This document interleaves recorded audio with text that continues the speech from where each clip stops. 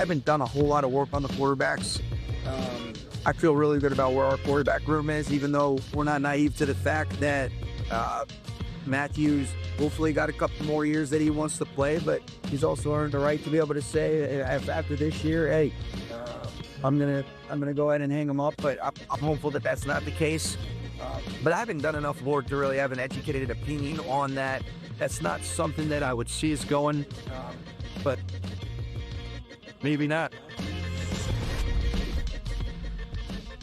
Oh, one of the little nuggets that got lost in the cracks from last Tuesday, the NFC coaches breakfast. Sean McVay, the day after, had a chance to talk to him outside, and it was hot, and he was sweating, and I was sweating, and it was crazy. But, look. Yeah. I always wonder where the misdirections are. And there's an incentive to not wear your intention on your sleeve. There really is. Right. You don't want everybody to know you're looking at a quarterback, but you also don't want everyone to think you're out of the quarterback business altogether. I think you want to be as unpredictable as possible so that when your spot is approaching, if someone is inclined to try to get past you, they don't know what you're going to do. Exactly. So if they want a quarterback, the Rams aren't taking one. Or are they taking one? Or aren't they taking one? Look at one. Chris, why wouldn't he have done work on the quarterbacks? Why wouldn't you look at who's all available? Because you just might need someone. No, I hear you. Well, first off, I mean, I'm a huge fan of Sean McVay. I think he's the man. When it comes to these conversations, I wouldn't trust him as far as I could throw him on this type of stuff. Yes, because I think he's very capable of playing that game you're talking about, Mike. Honestly, let's rewind it a year ago from now. What was some of the rumors? A lot of the rumors in the draft were that the Rams were hot on Bo Nix. They had no intention of Bo Nix.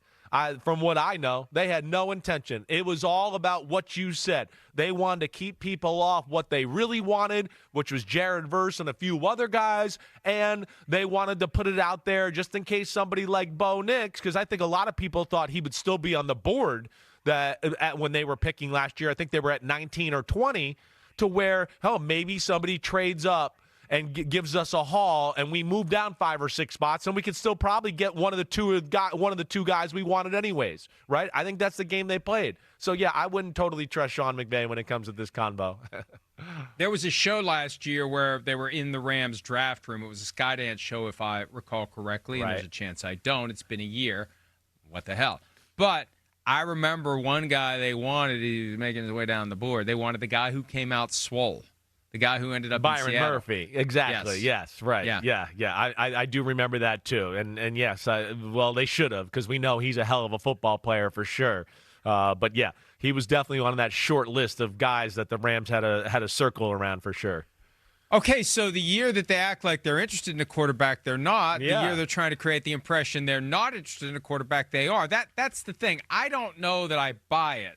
I don't know that I buy that Sean McVay, offensive mastermind, wouldn't at least out of curiosity look into the quarterbacks coming into the draft. When you are a quarterback whisperer, I think you'd be compelled every year to take a close look at who's coming in. It's just part of your love of the sport. Sure. Let's see what the next crop of quarterbacks looks like. Let's see who I may have to be dealing with as an opponent. Or maybe I'll see something there that I really like, especially given this awkward posture with Matthew Stafford, where it is year to year, and he accepts that it's year to year. You know, a lot of quarterbacks don't like year to year. He's got no problem with year to year. They're in a very rare circumstance, but that means every year. I mean, what are they going to do at quarterback if Matthew Stafford goes? They're going to have to find a veteran next year, unless they keep Jimmy Garoppolo or Stetson Bennett.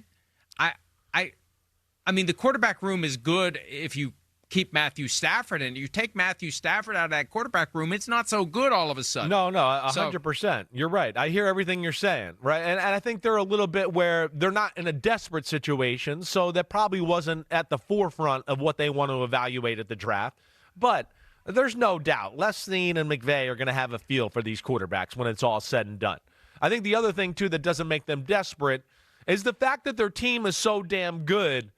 I, for one, have a hard time believing, and I could see them having the same thought, that Matthew Stafford, when the Rams are back in the Super Bowl window. Would it shock you if the Rams went to the Super Bowl this year? It wouldn't me, right? So I think from that aspect alone, too, there's a feel that Matthew Stafford will be there for more than 1 year. But as you said, he is comfortable with it, so there is that risk. Because they're in the Super Bowl window, I don't see 26th pick of the draft going to a quarterback. But could I see them, yes, second, third round, maybe go into a guy to go, hey, let's protect ourselves in case Stafford leaves next year or the year after. Let's start developing a guy. I don't think that's a crazy thought at all. I certainly can see them doing their due diligence on those type of guys in the draft at the quarterback position, but not in the first round at least. And like I said, I don't think it's a desperate need for them right now as we sit here, but something they got to think about, Mike. I hadn't thought of this before, but this season could just be complete hell for 49ers fans. Not only are they in the process of trying to rebuild, but the Rams could come to their stadium and win a Super Bowl. Oh, yeah, that would be hell. I would feel for my buddy Kyle Shanahan and John Lynch if they had to see that happen. I really would feel for them. I'd feel bad for all 49ers fans, even the ones who, get mad anytime you say anything that remotely would suggest backhanded criticism of the 49ers. I'd still that I just, you don't want your arch rivals in your stadium winning a Super Bowl, but that's part of the risk of hosting a Super Bowl. There's a chance a team you don't like is going to come win the Super Bowl the year you host it. Hi, it's Mike Florio. Thanks for watching PFT on YouTube. Hit subscribe for the latest news and analysis from Pro Football Talk.